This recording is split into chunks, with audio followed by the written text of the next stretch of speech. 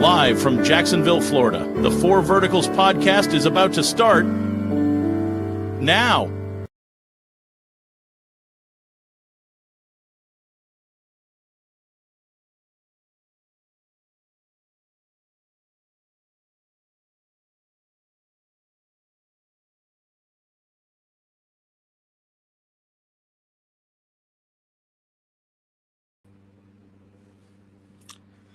Welcome into the Four Verticals podcast, episode 102.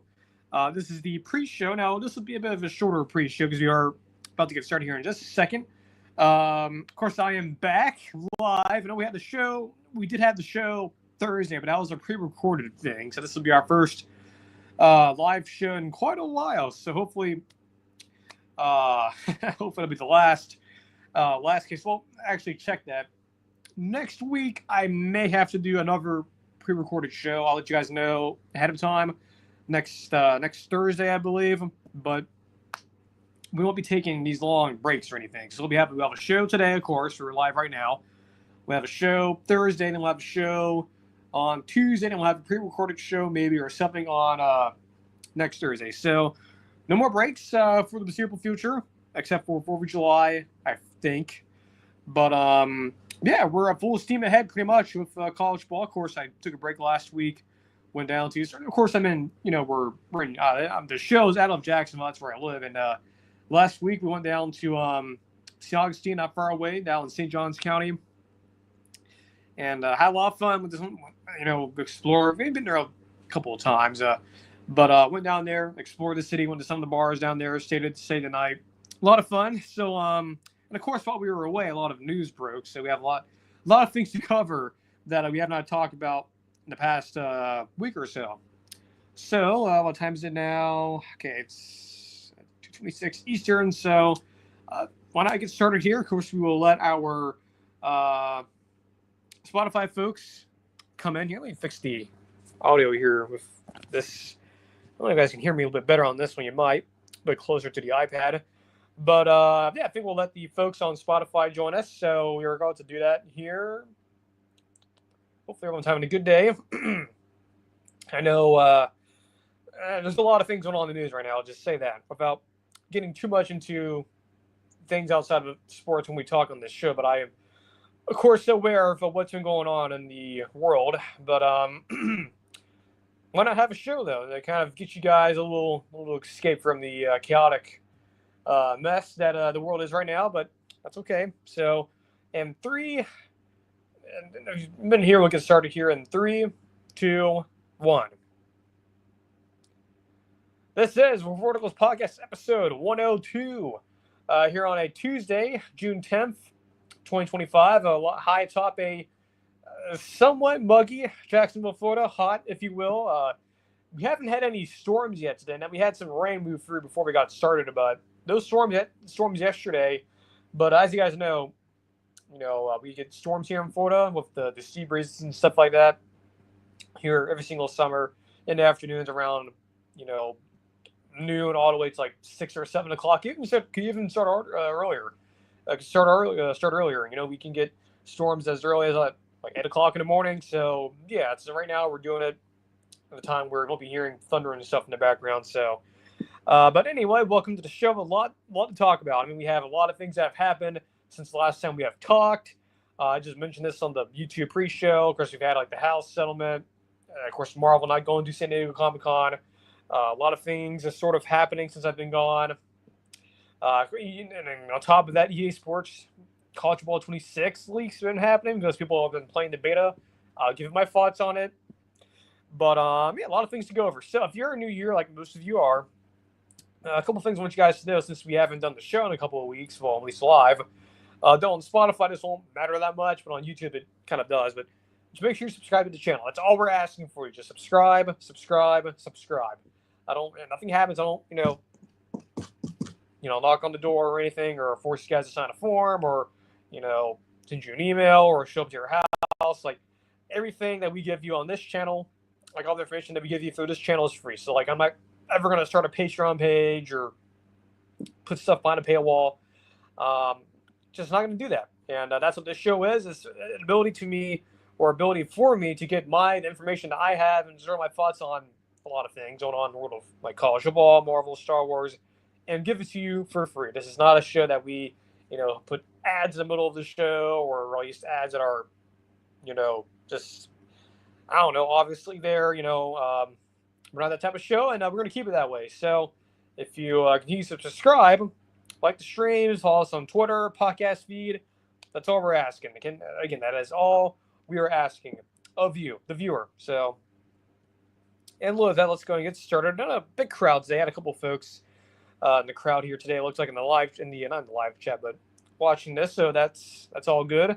So I'm going to go over to my notes here, and we will get started. Trying to find my water bottle. I'm not sure what happened to it. I thought I had it with me. It's over there. Okay. Don't worry. We will fix that in just a moment, but I don't need it right now, but eventually we are going to need it. So what I'm going to do here, get to my notes, and we will, that's not what I wanted. There we go. So we'll get started. So this happened last week on a Friday, I believe. Yes, I was in, as I said on the pre-show, I was in St. Augustine, as we live in Jacksonville, or at least I live in Jacksonville. And I was in St. Augustine this past weekend, so it was like Friday, Saturday, and then we were down there for a couple of days overnight, went to some of the bars down there, kind of hung around, and while at I believe it was at one of the bars I was at, I forgot the name of it. It's like one of those Irish pubs. Of course, while you're there, of course, you got to have Guinness, right, if you're of age.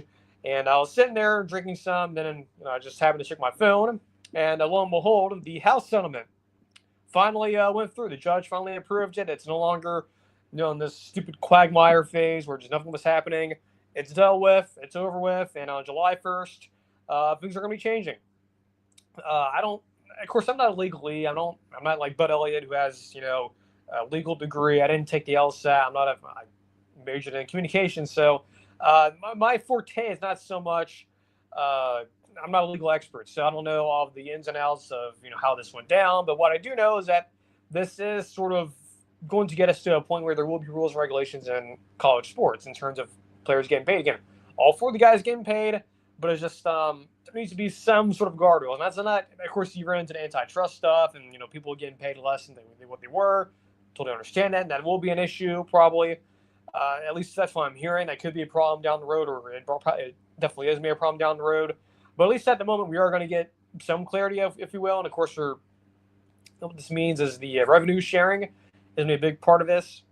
And you're also now starting to see a lot of schools, heading into the, private equity side of things. Now, that was already happening. Florida State a couple years ago when the ACC splitting off rumors were happening. When they first started, of course, as remember, that's still on the table because the current contract runs out at the end of the decade, and of course they can leave, within the next 5 or 4 years. If you don't remember back in like January or February when that happened, but I think what is clear is that you're starting to see a lot more changes, not only just players getting paid, but like private equity firms being brought in and to handle financial stuff and just other things, a lot of things moving around. Again, I'm not a financial expert, I'm not a lawyer, but I will just say my thoughts on this. I'm glad it's done with. I'm glad that there is some clarity here. I'm glad that there is some structure to this. And, of course, again, with revenue sharing, that means that players will be able to get paid, not necessarily just with the NIL collective time. They'll still be around. They're not just going to go away. At least that's the understanding that I have. But you will be seeing more upfront, these guys slowly becoming more employees, which is the more ideal route, having contracts and stuff like that. But this is the road to getting to that point, and I think this is probably the right move, and I think this is reasonable, I guess, to a lot of people that I think that who want guardrails to be put in place, would want, a situation like Nico's situation to not happen. Now, of course, it may still happen, right? For the contract disputes, if you eventually get to that point, which that sounds weird, but whatever. I guess that's where the sport's headed right now. I guess this is the sacrifices we're going to have to make. We're not sacrifices, but these are just some of the things that are going to have to happen. So, yes, that happened the other day on Friday. Of course, we don't have a show on the weekend, so this is the first time being able to talk about it. I'm glad it's done with. Yeah, it took a little bit longer than expected, but there's just a lot of things to deal with. Of course, you're dealing with the United States government, right? Like, this isn't, this isn't some other entity like NCAA, which still technically exists, but not really. But yeah, I'm glad this is done with. I'm glad it's over with. And one thing I will say with this settlement, this is going to widen the gap, right? This is going to definitely make it to where you're going to have different pockets of teams are going to get not only get the most money, but also have more funding, right? So your big schools, especially in the Power Two, I think you're going to see not only a separation with those two conferences, but I think you're also going to see a massive, massive separation of the bigger schools within those super conferences. And that's something we've talked about before. It's your Mississippi States of the world, your Indianas of the world, your Marylands of the world. As Bud Elliott says, take the checks, take the losses. Those teams that fall into that moniker. Those are the teams that I think with this new revenue model, those are going to be interesting to see in the future if the other big schools, like your Floridas and Florida States, eventually Florida State will be in the one of the Power Two, your Clemsons, your Auburns, your Texas A&Ms, your Texas, Miami, Ohio State, Michigan, Penn State, Oregon. They're actually going to look at those other schools, like your Mississippi States, your Indianas, Arkansas, South Carolinas. There is going to be that division, I think, within the conferences where a lot of these bigger programs are going to go, why are we making the same money as those guys, and why are we not making more than them, or why aren't we giving, more funding from them? So that will be, I think it's a issue that has not been talked about that much, but I think it will be an issue that is going to continue to fester, because you already have people talk about it, right? It's not like something that's been, totally ignored or anything. But I do believe eventually you will probably see that being talked about more in like major circles. So just getting you prepared a little bit. It's not just me saying it too. Like Josh Page brought it up before on his show. The guys on KR3 brought it up. It's that sort of, I guess it's kind of like college football class warfare, right? It's like, the different, you have your elites, and then your sort of middle class, and then you have your, your poors, if you're other, take the checks, take the losses type schools. So yeah, I think that is something that has been festering, and I believe you will start to hear more about it going forward. And what I'm getting at here is I'm not be surprised if a la in the college football video game where you can realign the conferences and move teams around. Well, I'm not saying that's how it is in real life, but there could be a world where we could get to that, where teams could get demoted if they're not doing well record wise, and they're not making. It's like, hey, why is this team, like, for example, like Mississippi State, why are they, they're a bunch, let's just say, and 4 years down the line, they're still the worst team in the SEC besides Vanderbilt. These other schools, every conference, these schools' presidents in these conferences are going to go, especially if you're in the SEC, you'll probably go, wait a minute, so we're making the same amount of money as Mississippi State based on our, with revenue sharing stuff and, the TV contracts, but they just went 2-10, so why are we on the same level playing field? We're obviously not. So I think the conversations that are going to start happening is, can we demote teams and move into the G5? I guess that's where they would go, right? So I don't necessarily have much joy in saying that, because I'd much rather have the conferences at least stay together somehow, at least stick together somehow. But that could happen. That could definitely happen. So just something to think about. As Josh Page says, this is like the Mississippi River dilemma, right? Where it's like, man, they poisoned the river up near St. Louis. If you're in New Orleans, you haven't impacted by it yet, because the poison hasn't reached, the river yet. The flow of the current of the river hasn't pushed it down there yet, and eventually it's going to get down there. So that's, using a Josh Page metaphor here, that's what I believe is what is going to happen with not conference realignment, but conference subtraction, in terms of teams being demoted because, Mississippi State or Indiana, Maryland, man, they're 2-10 or 3-9, but they're making the same money as us. How dare they? I'm just telling you, that's, I think a lot of folks, I think Josh talked about this in his show weeks ago, because I know he's been on vacation of his honeymoon. By the way, again, congrats to him and Savannah getting married and stuff. But before Josh went on his break, he talked about Greg Sankey, right, and how that whole world operates with, if you have the conference commissioners and people just assume they have all the power, people they have to answer to, sort of their I guess, upper management, the people that they have to keep happy, is the presidents. And I think it's not just the commissioner who would start feeling this way, but it's the presidents that would be feeling this way of the bigger schools, and they'll of course go to the commissioner, and that's where you get to like your spring meetings that just wrapped up weeks ago for a lot of these other conferences, and it's just something that I'm just just letting you guys know, just it could happen in the future. And I think this new settlement, is definitely going to mark up the demarcation of the bigger championship level programs and the funding they have versus the other G5s. It's just gonna widen the gap, if you will, and that's going to be more relevant now than it ever has been. So what I'm going to do here is I'm going to get some water. Now nothing's wrong with your audio. It's just my water bottle is on the other side of the room here for some reasons. I forgot to get it, so I'll be right back here in just one moment.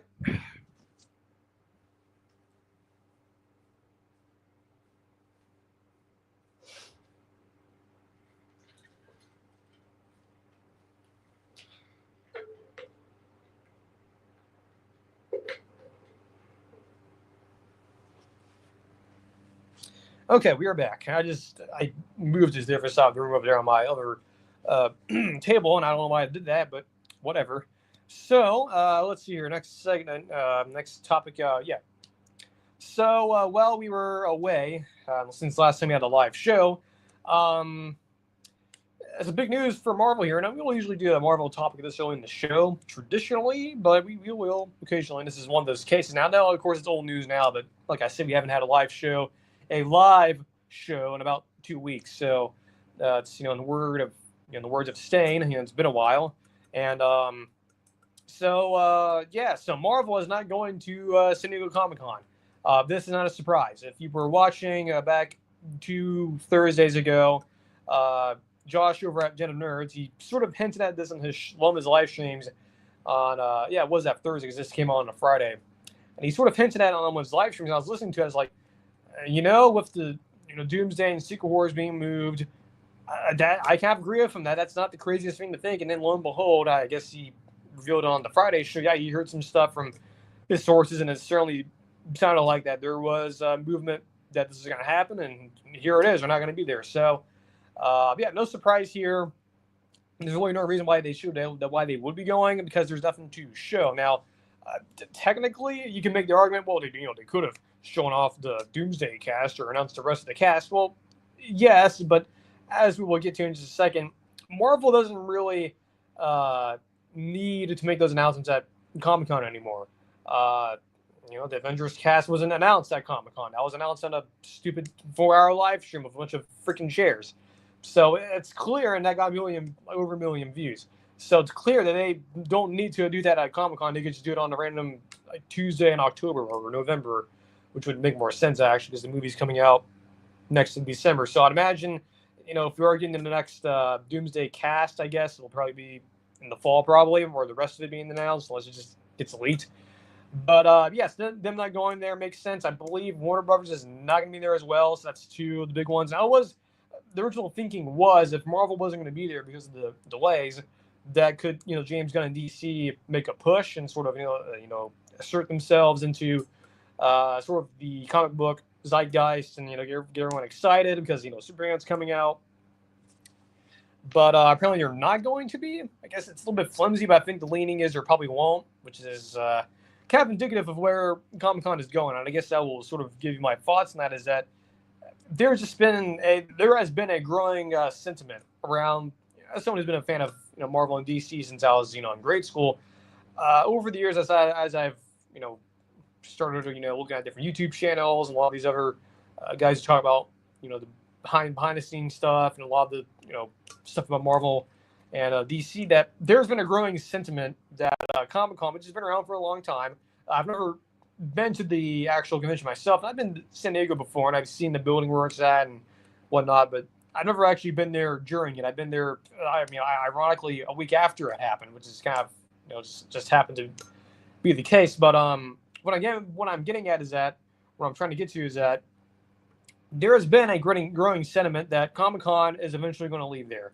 The convention center there, and yes, again, like I said, I've seen it before.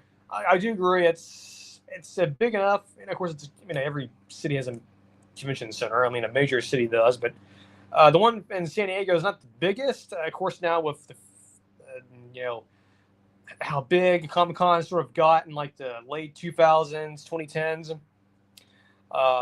There's a lot of folks want to go there and want to go to Hall H where all the action is, right where the big sit down, not sit down, but just the presentations are, right? With like the people from like Marvel or DC would be there, and in the past Star Wars, even though they don't go anywhere because of celebration, which makes sense because it's like kind of redundant. But so the growing sentiment is that because how small the San Diego Convention Center is, and that there has been, especially now since we're in the 2020s now, when it happened in 2020, there has been sort of this growing sentiment that Comic-Con is not, the future of it is sort of it's in a weird state. There's been rumors about, well, not rumors, just straight up reporting that there's thought that it'll eventually move to Las Vegas because they have, the big Raiders Stadium out there, Allegiant Stadium, so it'll be a larger place to hold it. There's other spaces where you could go besides San Diego, but just not even that. It's just that I think another big part of this is just that a lot of these other companies, and now with social media, they don't need Comic-Con, right? Because Marvel, like I just said, they did the first round of the Doomsday casting. They did it on a 4-hour live stream of freaking chairs, right? And that, again, like I said, it gave Marvel 5 million views combined with on Twitter and Instagram and whatnot and YouTube.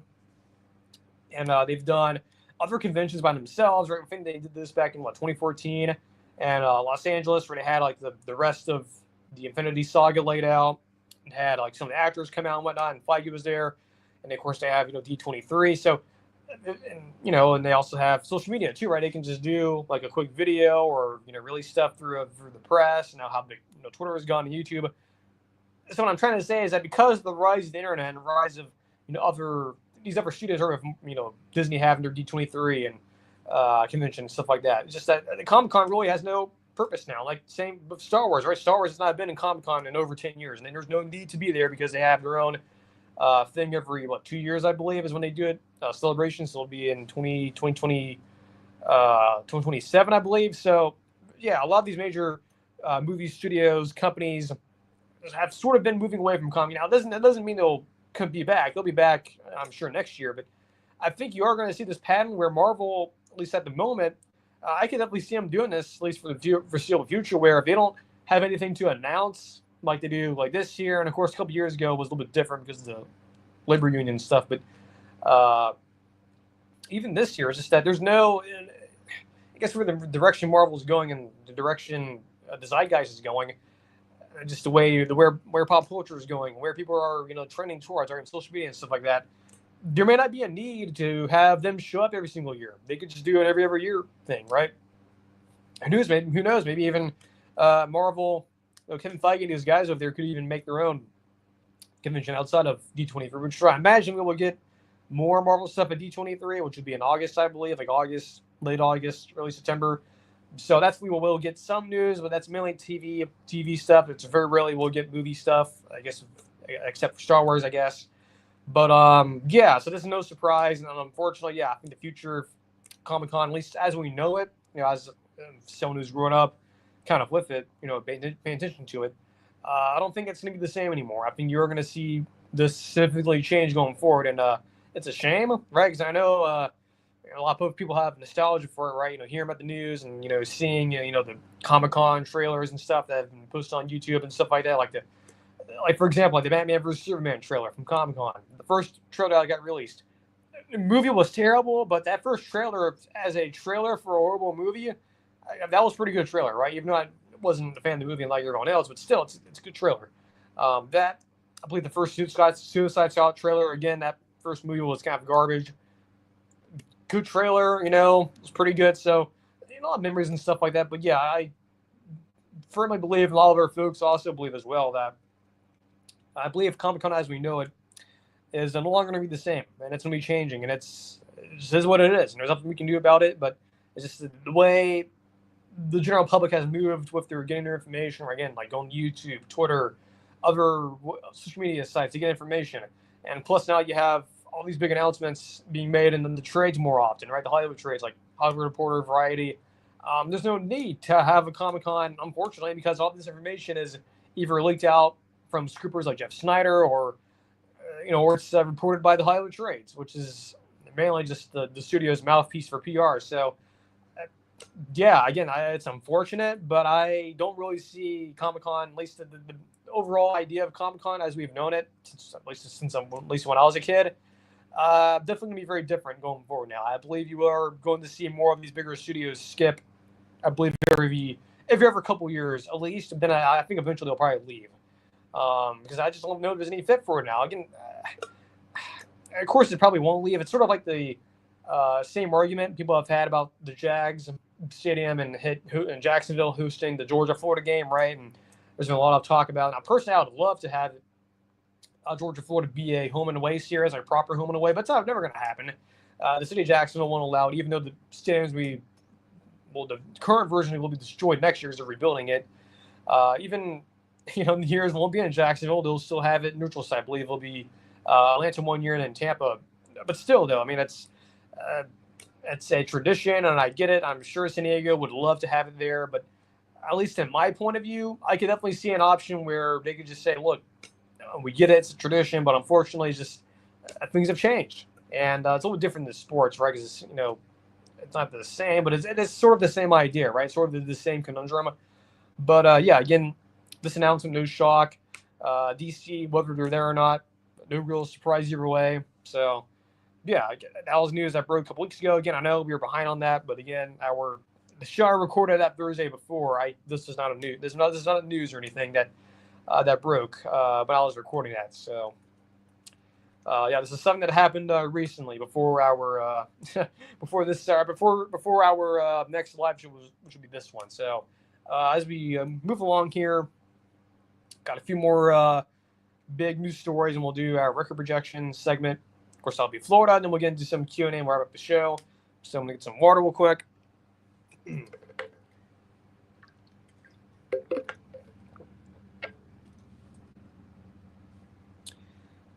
Yeah, so this broke also over the weekend as well. Well, not broke, but it sort of started to get rumored. So about, ironically, on Saturday, on our last day in St. Augustine, again, we were at some of the bars, and I was going through my phone. I was kind of sort of taking a little break there, I think, at some point. And I was looking around on Twitter, and I was like seeing a bunch of rumors about Evan Stewart, who's the receiver at Oregon, transferred from A&M, former 5-star guy. Has been inconsistent, but had some good moments last year. Definitely wasn't going to be a big player for them this year because you lost Tez Johnson and now you've lost Troy Franklin. So you've had and you need someone to step up who's been a veteran, and Evan Stewart certainly met that criteria. But over the weekend, started to get some rumors about hey, there's might be this. There's a rumor of him getting injured. I think it's a non-football injury. I believe that's what it is. At least that's what it's not even reported as to what actually happened, but I'm assuming it's non-football related. I don't think there's any camps going on unless it's a off-season workout situation. But regardless, so apparently he's injured. There's rumors going around on message boards that it's could be potentially a career-ending injury. Then on Sunday, Pete Thamel and some other reputable reporters started to confirm, yes, this is true. We're hearing the same thing, and it's true. And he's gonna be out now. It's not confirmed yet. I believe the feel list from Eugene is that they don't know what the extent is necessarily yet. They're still, I think, Evan's going through the medical evaluations and stuff like that. Still have more clarity, at least at the moment I'm recording, and that's more clarity soon. But at the moment, guaranteed he's going to miss some time, so he'll not be starting the season at the very least. So what does it mean for Oregon? Right? What does this mean for them, right? Because now you have Dante Moore coming in. When you lose Dylan Gabriel, you lose a lot of these receivers over the years. They don't have proven talent, but they do have a guy. I'm trying to sound like Chris Collinsworth here, but there is a guy by the name of his last name's Moore. That's the easy part, but his first name's a little difficult. So let me get this right. It's DeQuarian Moore. I believe that's how you say his name. If that's wrong, if Mr. Moore is listening to this, apologies for getting the name wrong, but he is a 5-star guy. He is out of Texas, I believe. I think.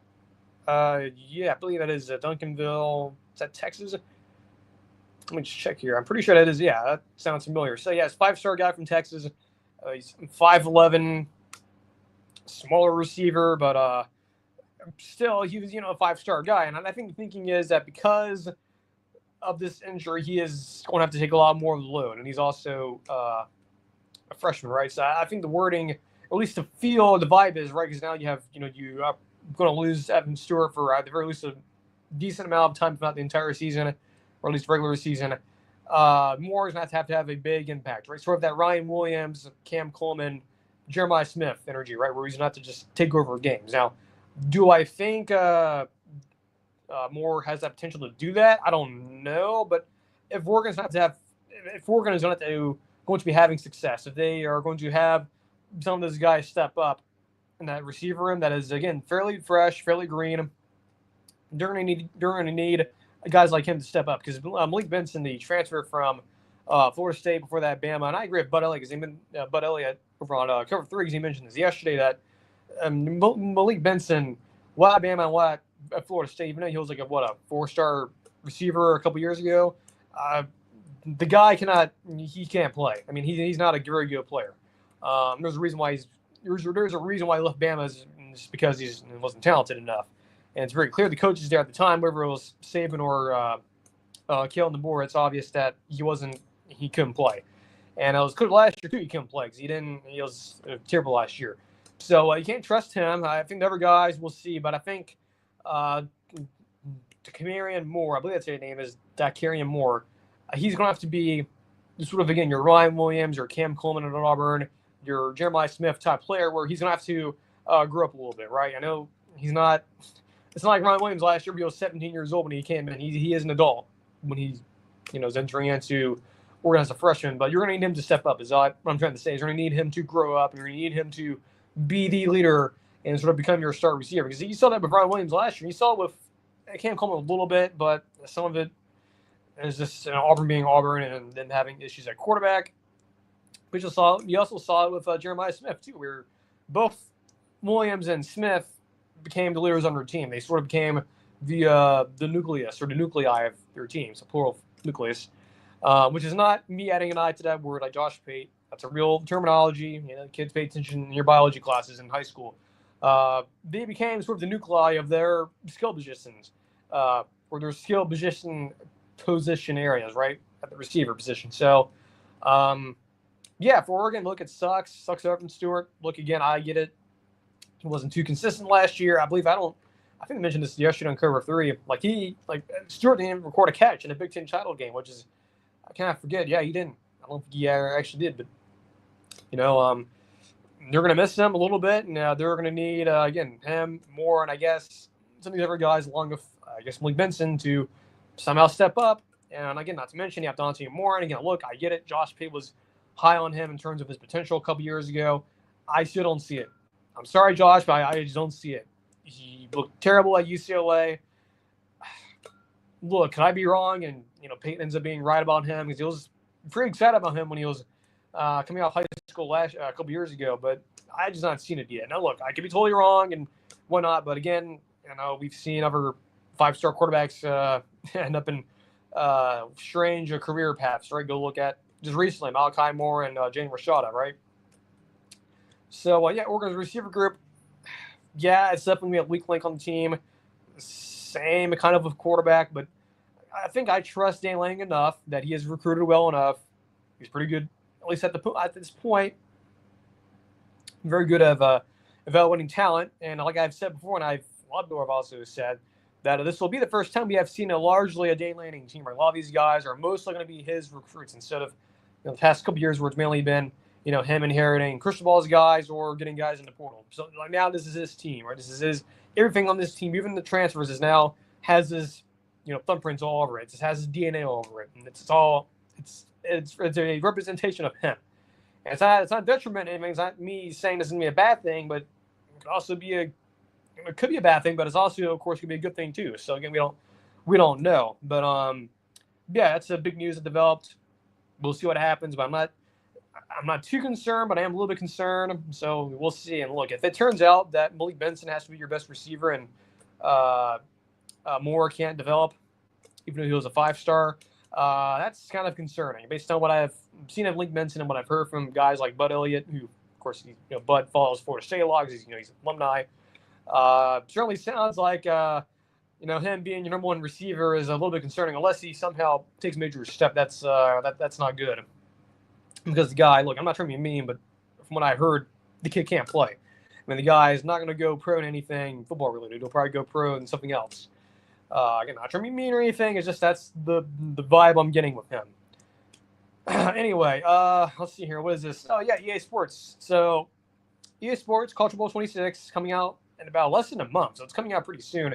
I believe the deep dives are coming out soon. I know there are some rumors, and I guess signaled that something might be coming today. I think, if anything, probably for tomorrow, Thursday, at some point this week, because the game's releasing soon. So, you're going to imagine those, at least what I'm referring to, is the deep dives are going to do their individual videos and blog posts about certain aspects of the game. So the first one, like last year, be gameplay and then Dynasty and then so on and so forth.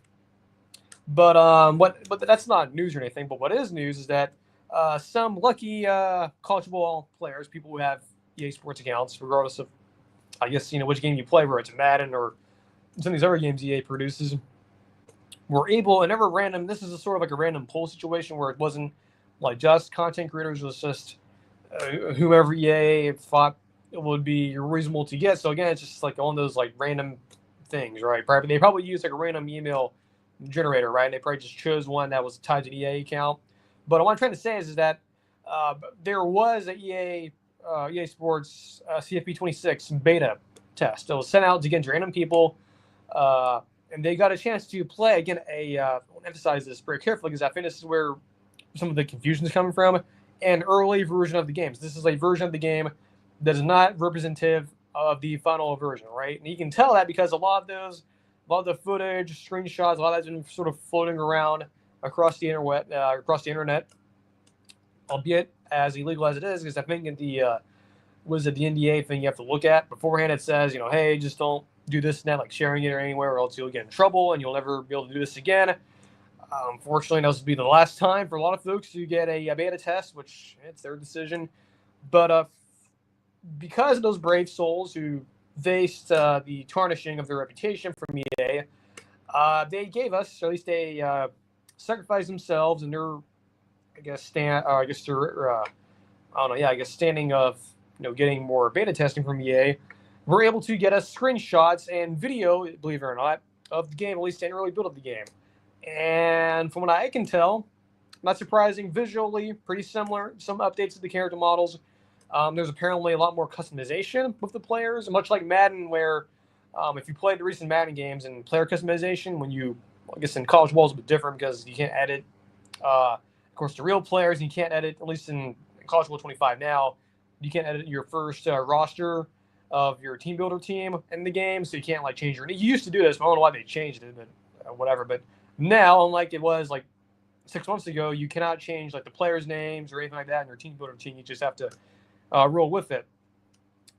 But in Madden, where you have a little more customization even with the current players. Now, of course, in college ball 25 and I'm assuming in 26, you'll be able to customize the AI generated recruits. So you can mostly free roam and do whatever you want with them. You can make them 99 overall, you can make them 0 overall, doesn't matter. But one of the things in Madden you can do player customization, you can choose sort of certain like skill. It's not like your rating, so you can do like your 0 to 99 scale. It's your different physical skills, or your, like for example in Madden they have like your you can change your setting of if you're editing your receiver, do they have aggressive catch on or off, do they utilize certain things like stuff like that, or certain player animations that your player can do pretty much. And college football, at least in the old versions and this current version up to this point, or I guess last year's game, didn't have that. They were not even in with the AI generated recruits. You cannot choose certain, physical things your player can do.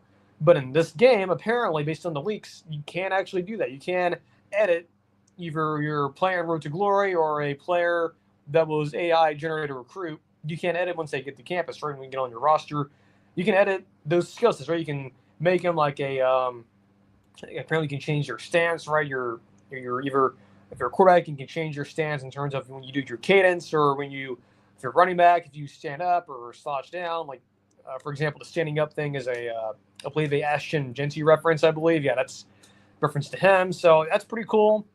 You can also apparently customize wear and tear, which is, I think, a good thing, right? So if you want it to be, ultra realistic or ultra non-realistic, you can switch it to whatever you want. We've also gotten new looks of stadium entrances. So what it looks like, you have your drone, your multiple drones sort of forming the school's logo, the lights, the light shows that have been added in this year. You've also had leaked footage of the dynamic lighting, especially when you get later in the year with 4 o'clock game starts. It's still sunny out. Once you get to later in the game, and the sun's already going down because it's later in the year, which is something that I think they needed to add in. I believe I think NCAA 14 had that too, so it's nice that they brought that back. Trying to think what else. The new scoreboard, scorebug. Let's say very much so reminiscent of Thursday Night Football on Amazon, which is fine and no big deal. I mean, it looks good enough, and I think it's like combined of that and the SDCC on ABC graphic package from ESPN. So it's kind of a little bit of an influence there as well. I'm trying to think here. Mostly with the menus, it's mostly the same. There's some cleaning up stuff they did.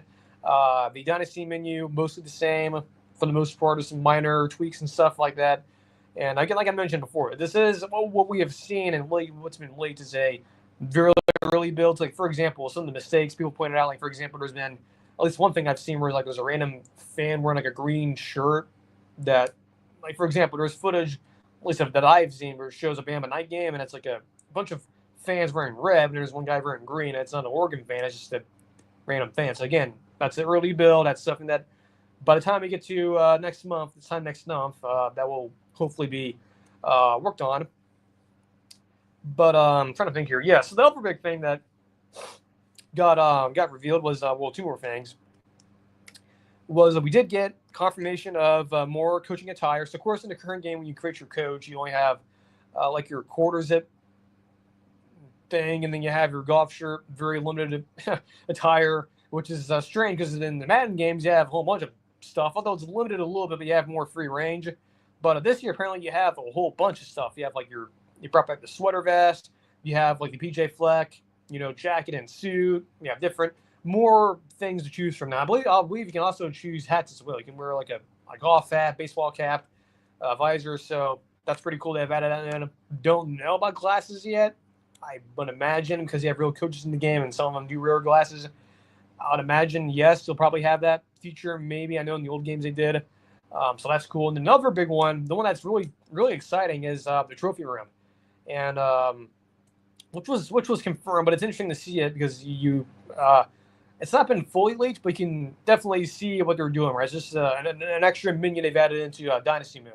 But what's really cool and something that I really thought they would have added last year, they've added into Madden and something that 2K has had for a long time, which makes sense because one of the developers, Scott O'Gallagher, came from 2K. But what 2K did, and again, that makes sense, is that's with Scott's connection there.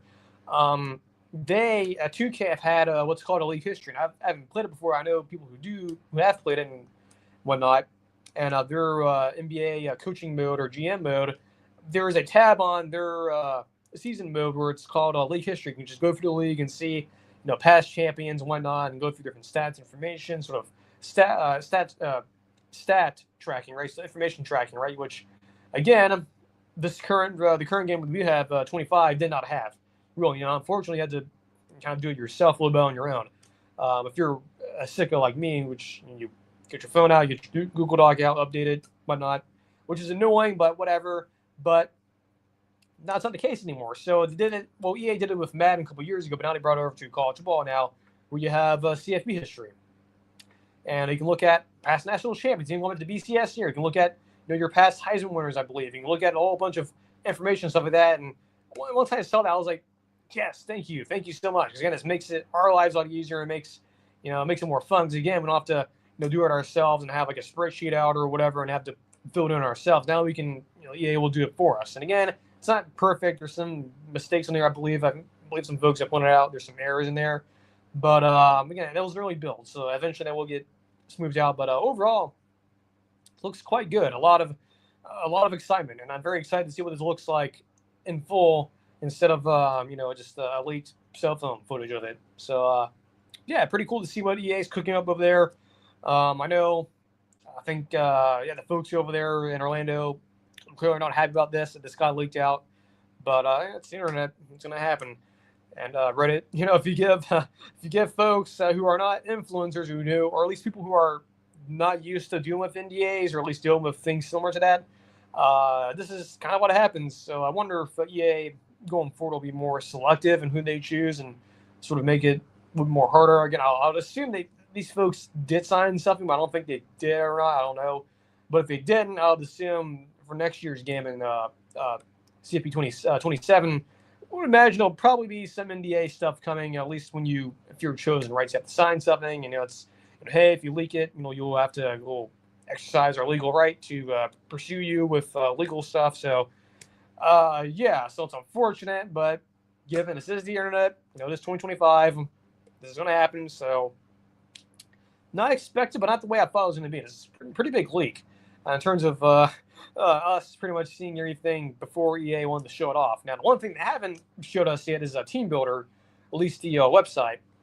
What the new changes are yet, because it's a website and they control that. So, CFP leaks again. Yes, it is. We are talking about leaks technically, but from what I've seen and what I've heard, because there's videos out there and there's photos, looks quite good.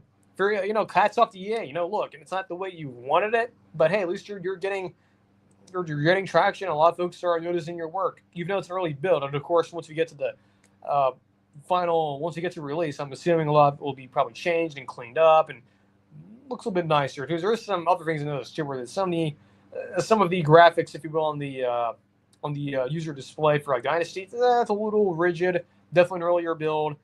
But I'm very impressed with what I've seen so far. I'm very excited to get my hands on the game here pretty soon. I did pre-order it, by the way, too, so it'll be here in about a month. Get to my water here. We'll do the team projection for today, and then we'll move into some quick rapid-fire Q&A, and we'll end the show.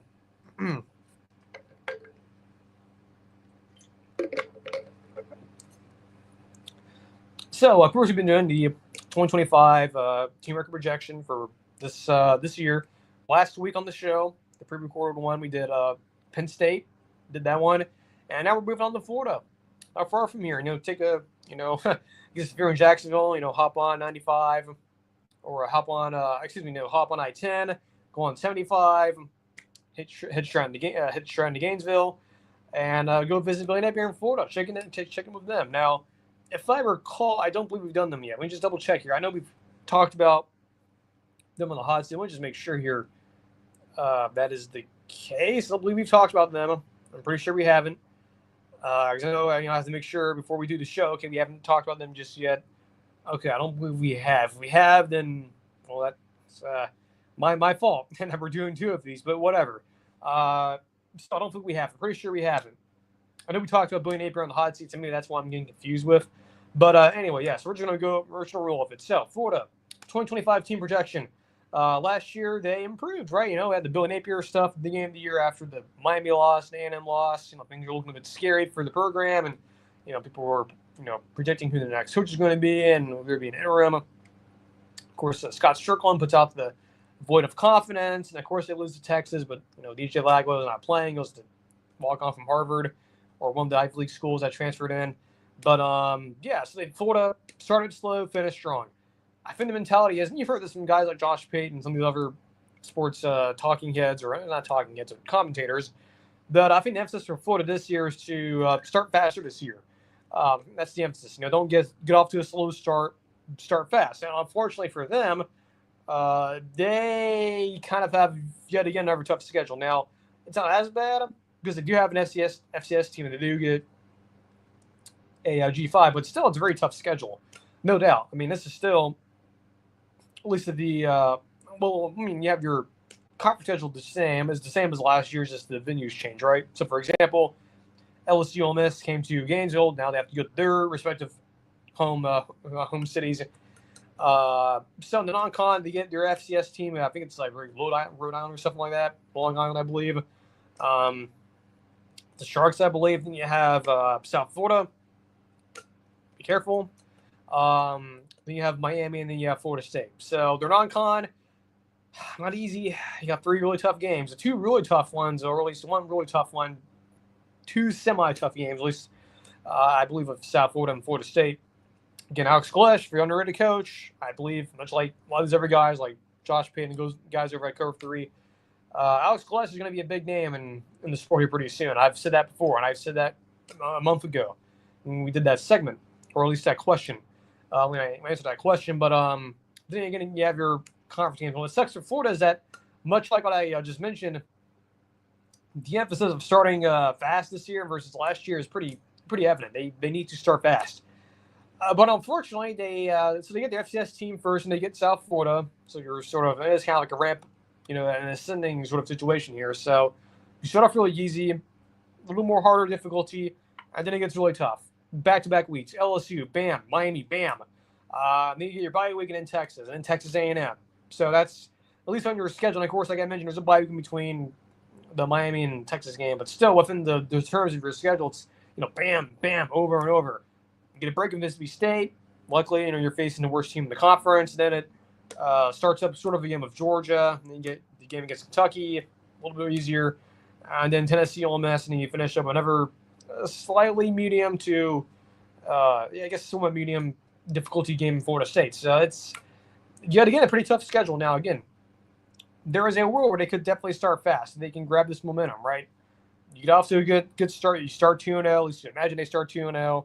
DJ Lagway's playing well. Everything's going well. Everyone's healthy. Because, look, if he goes down, that is a total disaster, and Billy Napier is probably out of a job. Because, again, go look at that Texas game last year. Granted, the team has changed a little bit. Because, the transfer portal and stuff like that. But, again, just go back to that game last year, and you go, oh, yeah, without DJ Lagway, they're not really that good. That's the fear right now. You got to keep DJ healthy. Because if he goes down, this shit's going down. I hate to use the metaphor, but it's going down like the Titanic, right? It's not going to end very well. So your hope is that you keep DJ healthy enough to where you get towards the end of the season, where you don't have to rely on him like running around and stuff like that, and him getting banged up, that he can sort of navigate the schedule. And you're going against teams that are very much so more talented than you are. Now, the good thing is you're dealing with a couple of teams that have some flaws, right? Georgia has flaws. Texas A&M has flaws. They're especially kind of at quarterback. Miami has flaws, definitely has flaws. LSU, some questions, but they might be the toughest team on their schedule besides, at least talent-wise, besides like Georgia and probably Georgia and Tennessee. Ole Miss, some questions there a little bit. Tennessee, definitely some questions. Florida State, of course, a lot of questions. So it's a hard schedule still. It's a difficult schedule, but it's not sort of the doomsday scenario we all thought, because at least we know what the roster is. We know that DJ Lagway is a special player, right? So I thought about this a lot, clearly. And of course, according to FanDuel, not a sponsor of the show. I just like using them as a resource in terms of getting numbers and stuff like that. Their over-under win total is 7.5. So kind of in the range where they were last year. My best case scenario for them is look at their schedule, look at, again, just factoring in the DJ Lagway factor. Sort of like Anthony Richardson a couple years ago, which is ironic because they're both somewhat same type of player, though I do think DJ's a little bit better than him. That's the factor. It's the Anthony Richardson factor, right? It's Anthony Richardson a couple years ago for Florida, Billy Napier was the offense. He was the team, right? And when he was in, he was, when that thing was running well, he was running well. But the problem is, though, when it wasn't running, he was in there. When it wasn't running well, it looked pretty bad. So you'd imagine that's not the case here, but it kind of is because, again, DJ is going to be your offense.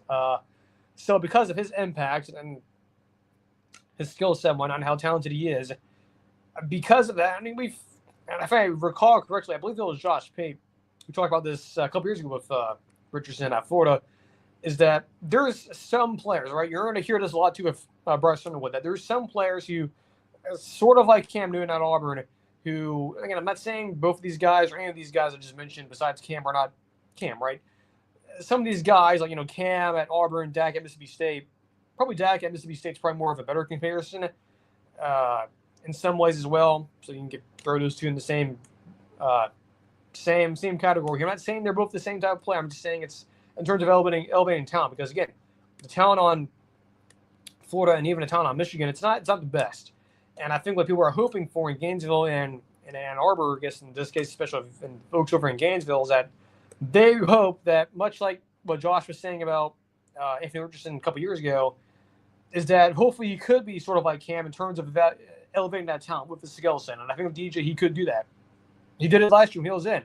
They beat Ole Miss. They beat LSU. Now, granted, LSU was, the vibes in Baton Rouge, I guess, if you will. The vibes are kind of off. A lot of players were mad, and the fan base was angry. And you just, speaking of Bryce Underwood, you just lost him in recruiting at that point. Things are looking a little scary, but that's sort of the factor I'm looking at here is if can DJ Lagway, with his skill set and his ability to run around and great plays and do all this crazy stuff, can he elevate that roster?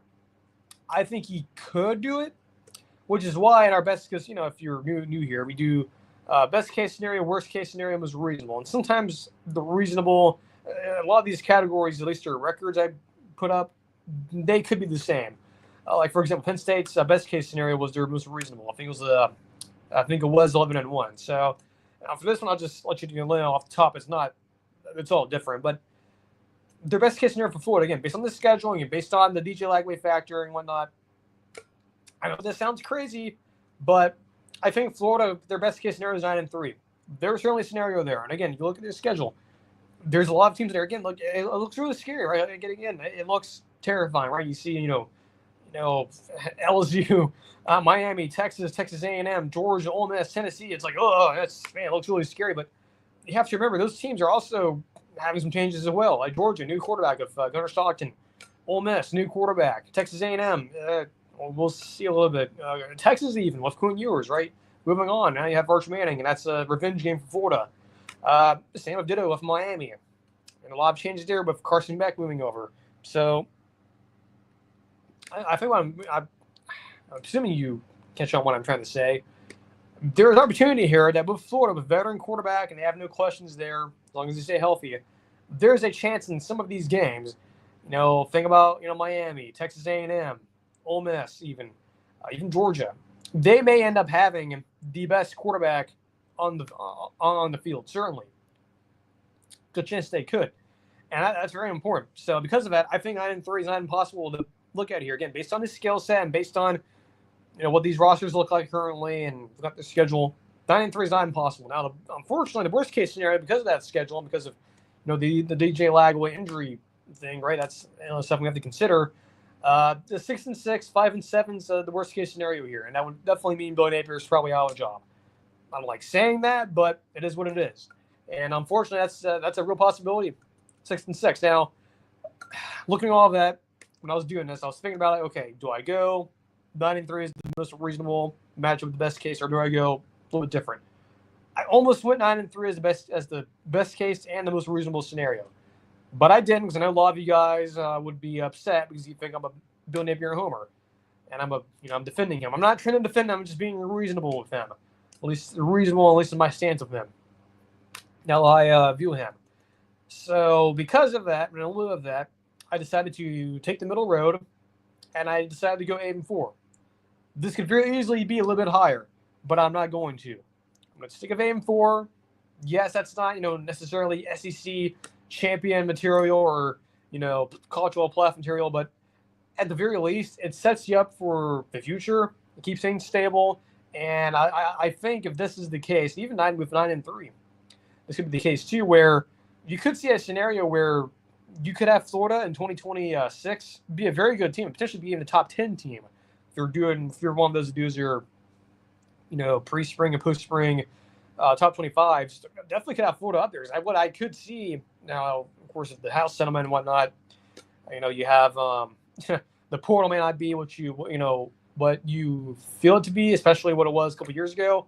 But if it's if the portal is still kind of, you could potentially have good players being in there once in a while, especially if the coach gets fired. You could potentially have Florida, pile up the money, get the money cannon ready, and potentially spend big. And after this year, if everything goes, either it's 9-3 or 8-4, could certainly happen. And I'll definitely have a lot of folks very excited, and could be potentially 2026 could be a potentially big year for Florida. If you can just pass this year, if you can get through this year, either whether it's 9-3, 8-4, or even 10-2, potentially, which seems unlikely but not impossible. Next year for Florida could be pretty big because DJ's last year, put all the chips in the money. You say this is our chance to really compete. We're finally back, and that could happen. That could definitely happen. Let's see here. All right, so we'll do some Q&A real quick here. It'll be a little bit fast here because we've been going for about an hour or so. So first question here. Thoughts on the new Superman rumors. So last time we've talked, a lot of even more rumors have come out about Superman. So, of course, movie's coming out soon. By the way, I think today Amazon, I believe that their ticket sales thing, and apparently there were some issues with it. I don't know exactly what was going on. But so this was, again, we talked about the other stuff last week, or it was either last show or the show before, about, like, they brought in the new composer. There's a lot of changes being made. But apparently, I'm trying to remember, I don't know if I mentioned this or not, but this is something that Jeff Snyder brought up in his show with John Roca that Thursday, I believe. But yeah, it was that Thursday.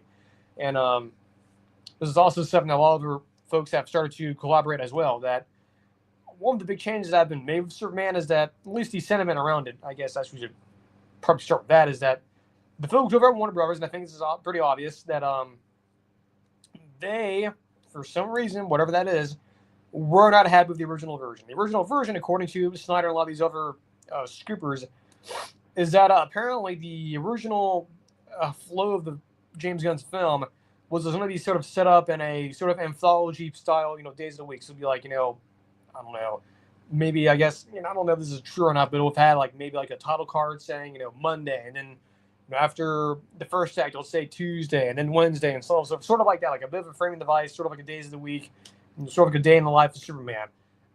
Apparently, based on Jeff Snyder's reporting and what some of these other scoopers have also pointed out too, or reported, is that apparently WB didn't like that. They were not fans of that, and they told James, "You better change that." And apparently, they have sort of zombified this thing, where they've taken out, I guess, the framing device, which I'm assuming would be like title cards saying Monday, Tuesday, and whatever, and they've basically just zombified it to basically flow like a normal movie. Now, look, again, I'm not a movie exec, I'm not a movie critic, I'm not a movie expert. I didn't go to film school or anything like that. So what I'm saying here may not be totally accurate, but if this is true, which I believe it could be, based on everything else we have been hearing about this movie, this is weird. This is definitely weird. Look, we've heard, movies change a lot in the editing room, right? That's where that's kind of cliche, but that's where a lot of these movies are found, in the editing room. But if you had a framing device, and I guess in this case, the days of the week, that's kind of important, right? That's something that kind of is important to the movie, and that's the reason why the movie is flowing how it is. And if you take that away, it could be a mess. Now, look, I could be totally wrong. We go see the movie in a couple weeks or next month. It's totally fine. We won't really notice that much, and whatever. But there's also the other scenario, which is also just as likely, that we go to the movie and it's like, the pacing here is really weird, and then it gets confirmed in the trades or whatever, and they say yes, those, or no one say that, but it'll be it'll confirm that those rumors are true, that this movie was originally a little bit different, had to restructure it because the studio wanted something a little bit different. They weren't liking the original version, so that's why you would hypothetically notice those issues. So I hope that's not the case. I hope they do seamlessly, edit this together and it flows better. But if this is true, very weird. And because I'm not really sure why they would have changed it. I don't know why WB for some reason felt the need to have James change it out, unless it was just really that bad. But yeah, that's the new reporting coming out. Again, it's coming from pretty reputable people, so I felt comfortable enough to point it out. Josh over at Dinner Bear just talked about it a lot recently, so I figured why not just touch on it there. So yeah, that's thoughts on the new rumors. Yeah, it's a little weird, I guess. I'll say it's not concerning, saying we don't know for sure if it's going to work or not, but if it is true, which I firmly believe it is, that is interesting, to say the least. That there was the original version of this movie that had a framing device, again, assuming they probably had title cards and whatnot in between segments of the movie that would say what day of the week it was and whatnot.